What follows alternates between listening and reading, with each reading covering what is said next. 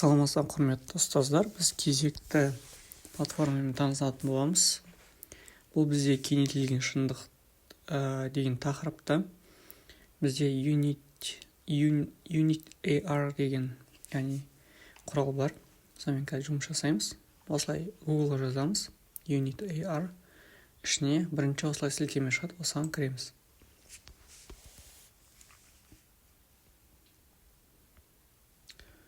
Бұл платформаның бір қызығы, біз өзіміз материалдар ішіне қоя аламыз.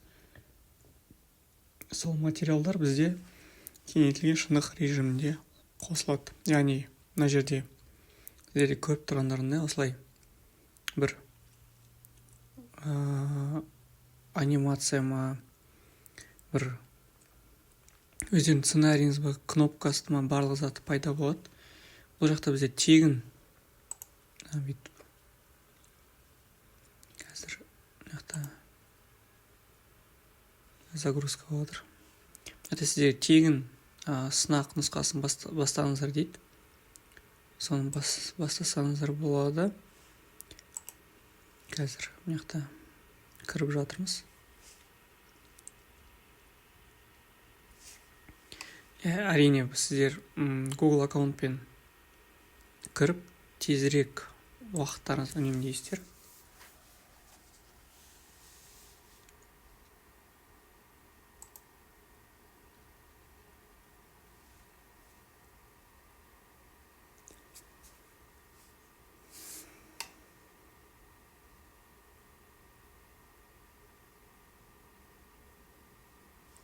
Так. Біз уже тіркелдік. Қазір күте тұрайық, менде кіріп жатыр.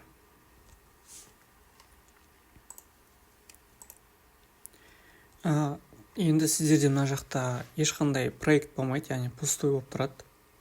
Мен бір проект ашының алдында бастап көргем.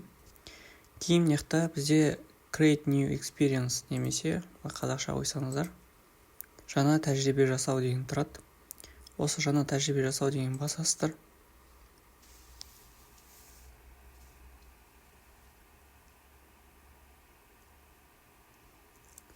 Сіздерде содан кейін екі қадам шығады. Біріншісі кескінді анықтау и QR код көмегімен кескінді анықтау. Яғни бұл екі таңдаудың бір ғана айырмашылығы, ол просто кескінде QR код пайда болады. Бұл жақта QR код жоқ. Яғни сізге бірінші нұсқасы да жеткілікті. Қалайым десеңіз, екінші нұсқасында танысаңыздар болады. Ол бір ғана айырмашылық сол QR код шетінде болады. Кейін екінші маңызды қадам, ол бізге қандай суретті көрген кезде біздің идеямыз жұмыс жасайды. Яғни ол сіз өзіңіз бір сурет дайындап қоясыз. Мысалы, жануар болса, жануардікі, немесе бір адамдікі болса, соған қарап, мысалы, не істесін. Енді менде мысалы, микрочип болсын. Қазір мен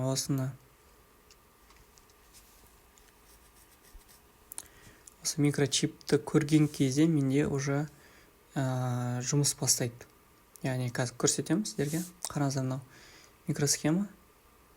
Өзі программанда өз точкалар қояды специально, чтобы осыны сканировать еткен кезде точкалар арқылы ол түсінеді. И бір айтатын зат, сіздер бір суретті екі жаққа қолдана алмайсыз. Яғни бір рет осы сурет жасадыңыз ба, басқа адам тура осы суретті қойып басқа материал қоя алмайды. Өйткені бұл сурет уже осы проектті өзіне сақтап отырады. Яғни, мысалы, екі адам бірдей сурет қолданса, кім бірінші сол суретке материал жасайды, соның суретімен уже соның проектісі ашылады деген сөз. Так. Болды, бізде сурет дайын. Қазір күте тұрайық. Бұл құрал енді бізде өзіміздің суретіміз. Ол осылай 3D, яғни ені ұзындығы және биіктігіне қарай, яғни үш жаққа қарап ориентир жасалған. Енді біз осы жаққа өзіміздің бір бейнемізді қояйық. Бұл жақта өздеріңіз компьютерларыңызда бір сурет немесе видео болса, қазір мен өзім жақта бір видео дайындап қойып едім. Так. Мысалы мынау видео немесе Абайдың видеосы.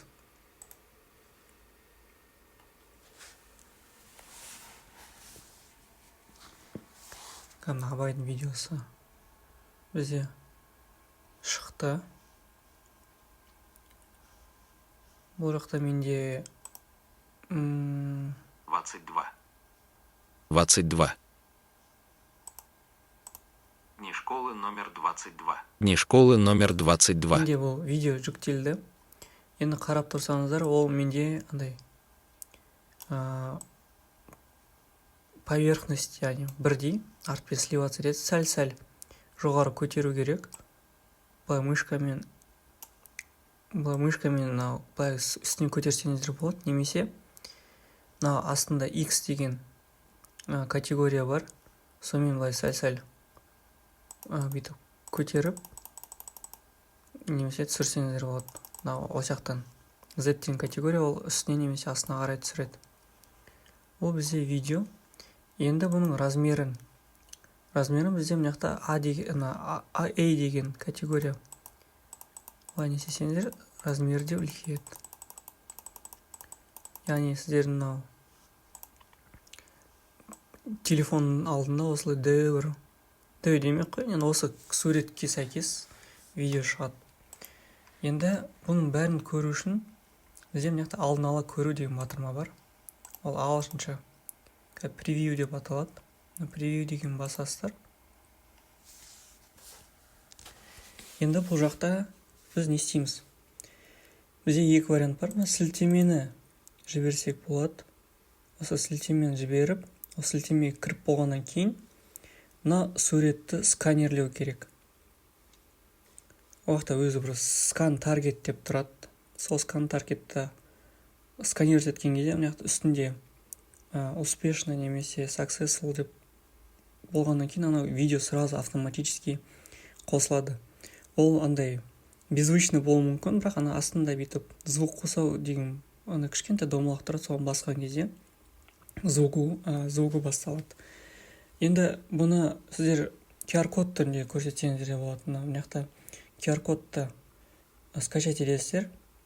Скачать етіп, бір шетіне QR-код, бір шетіне осы суретті скачать етіп, дайындап қоясыздар. И получается, бірінші QR-код сканировать етеді.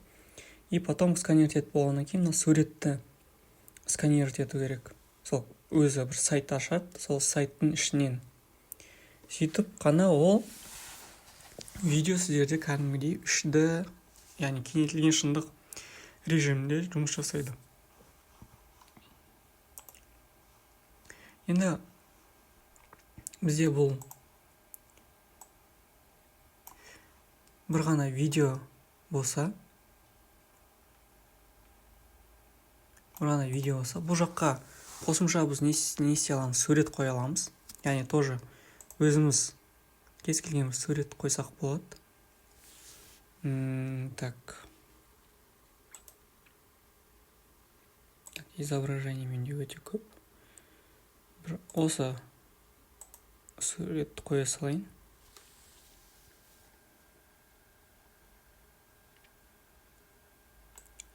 Былай, шетіне. Мысалы, суретті қойсам болады.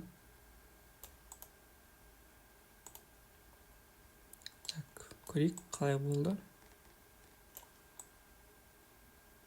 Оны да бүйтіп сәл көтерсек болады.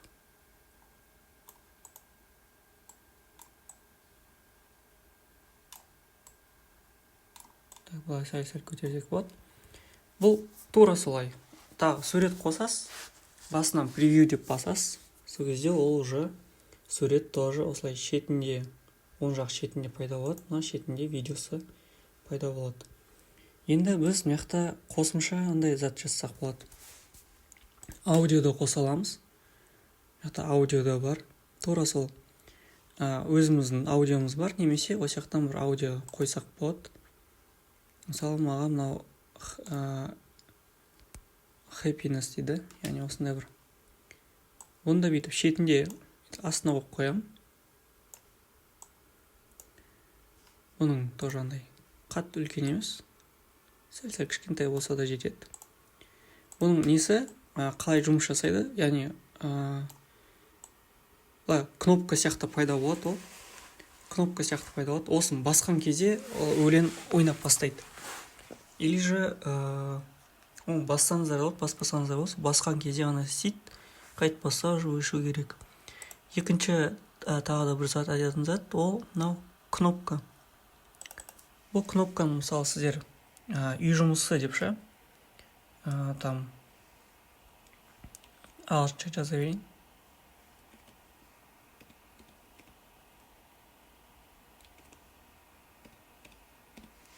Яғни homework деп, мысалы үй жұмысын деп осылай жазып, оның цветінде ауыстырсаңыздар болады, там түсінде қандай цвет текстін. Мен пока оның бәрін бүйтіп шрифтін де ауыстырсаңыз болады, оған қатты не істемей қойын. Бізге ол үй жұмысы не істеу керек? Мына бірнеше действиялар бар, қазір қазақша аудартайын. Мысалы, бізде мына бір телефон номер, немесе бір жерге имейл ретінде бір электронды почта жіберу, немесе сілтеме. Мысалы, сіздер осы жаққа бір Google форма жасап қойсаңыздар болады. Мысалы, Google формамен бір тест жасаңыздар дедік. Мысалы, Google форма, мысалы, мен информатикадан бір тест нұсқасын жасадым дейік.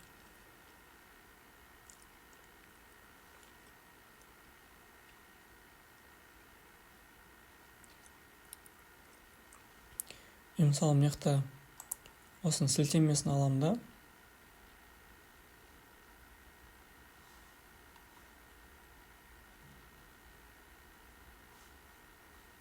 Ұзағына кетті қазір. Скачать средств. Мына сілтемесін алам. Как обычно, полный Google формамен тест жасап болғаннан кейін жерде сілтемесі тұрады.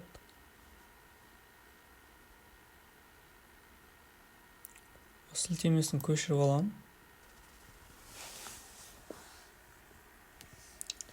Мен интернет сәл.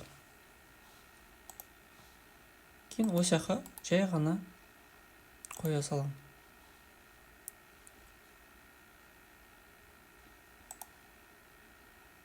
Так.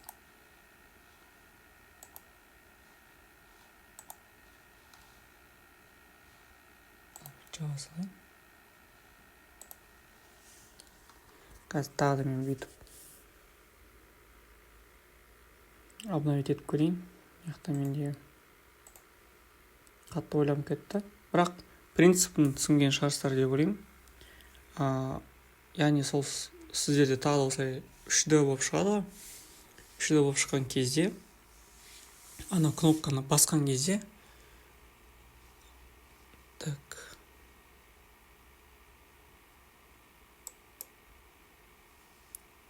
Мына link to page деген бар, web page. Осы жерде мен қайтып ссылканы қойып қоям. Мына мен жазылам, типа homework, яғни үй жұмысы деген сияқты. Қазір загрузкасын біткеннен кейін мен add, яғни қосу деген кнопканы басам, ол бізде өзіміздің проектке қосылады.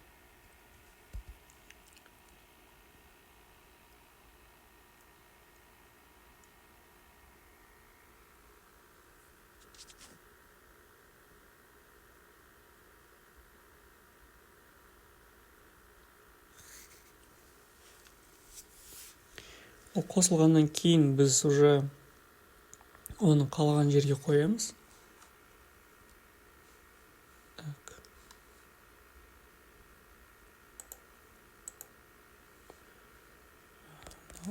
Интернет өте нашар істеп тұр.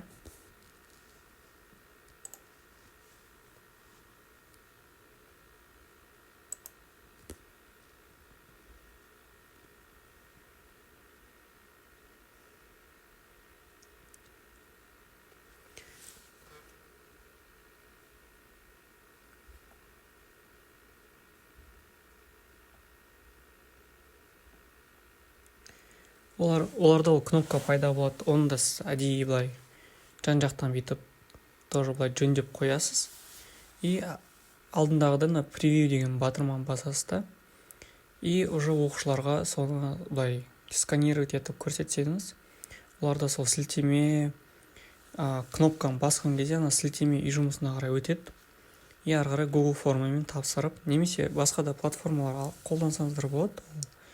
Google форма ғана емес, жалпы кез келген там үй жұмысына керекті материалдар, немесе ашық сабаққа керекті материал деген сияқты.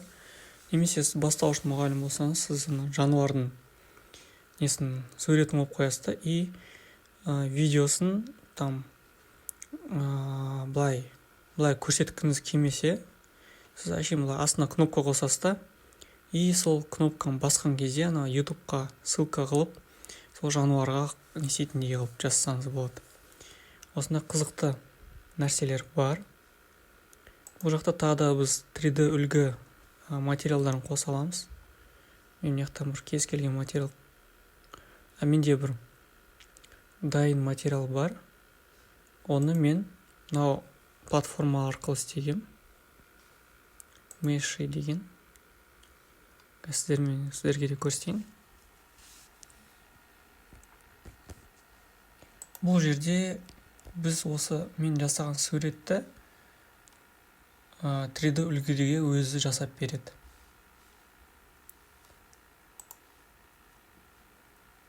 Ол жерге де тіркелесіздер. Бұл жақта сіздерге тегін 200 кредит береді. 200 кредитті сіздер 10 не жасай аласыздар. 3D модель жасай аласыздар. Мияқта кескінді 3D деген батырма бар, соған басасыздар.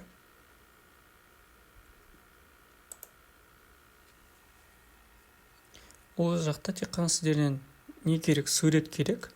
Бірақ ол сурет өте сапалы, яғни сапалы качество, и плюс артық зат болмау керек. Мысалы, егер сіздер киіз, домбыра, сондай бір суреттерден жасатқыларыңыз келсе, тек қана киіз үйдің ғана суреті болу керек. Артында мысалы тау, ағаш деген сияқты қосымша материалдар болмау керек.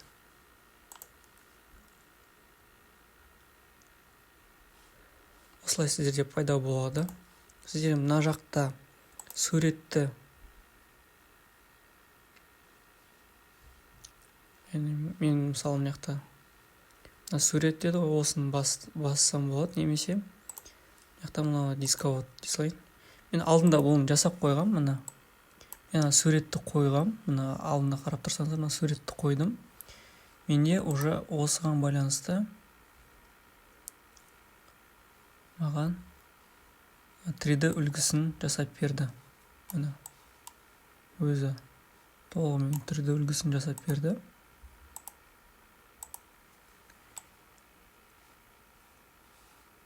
И мен осы суретті қойып болғаннан кейін мен уже осяқ қоям. Потом мен жасау деген батырманы басам, ол өзі мына жақта жасап береді. Мен соңында жасап болғаннан кейін мына жақта GLB деген формат бар, сонымен жүктеп алам. Кейін жүктеп алғаннан кейін қазір жүктеп алу деп бассайын. Ол өз загрузка кетеді.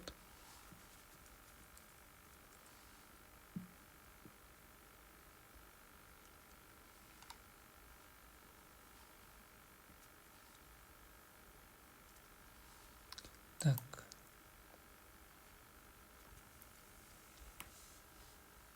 Қазір мен қатып отыр сәл-сәл.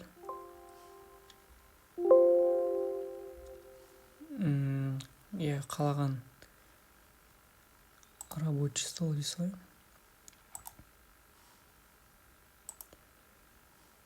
Кейін осы жерден біз сол өзіңе керек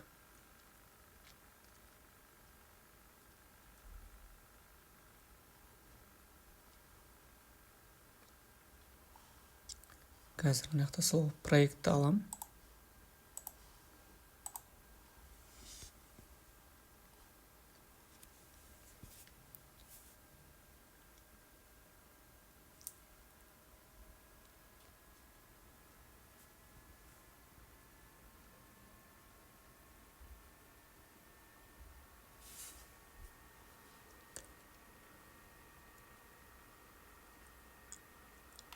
ол 3D үлгі. Мысалы ол былай.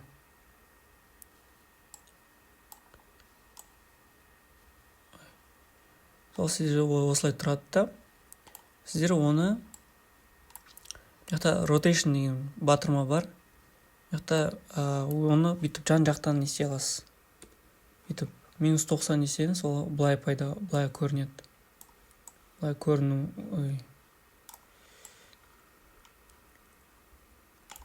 жақта жан жақтан бүйтіп жан жақтан бүйтіп айналдырып, rotation деген ба, жақта X пен айналдырсаңыз болады. Немесе былай 90.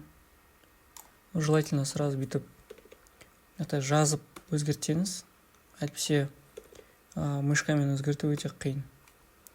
То же самое. Осылай жан жақтан ұнамаса қайтып қалпына келтірсеңіздер болады. Сөйтіп ұнаған позицияңызға қойып, мысалы мына жақта маған 0 деген позиция более-менее ыңғайлы. И осылай сіздерде получается мына проектте осылай көп элементтерді қосып түрлендірсеңіз болады. Бұл енді практикамен ғана келетін дүние. Көбірек практиковаться етсеңіздер, осы объектілермен жұмыс жасап, негізі өте қызықты зат. Осын бәрін жасап болғаннан кейін қайтып алдын ала көру деген батырманы басып, оқушыларға қайтып сол суретті дайындап қойсаңыз болды. Сразу айтайын, бұл басында қиын болуы мүмкін. Енді өздеріңіз көбірек талпынып көрсеңіздер, ары қарай уже қолдарыңыз үйренеді. И еш қиындығы жоқ бұл заттың. Бір-екі рет жасаймын десеңіздер болады.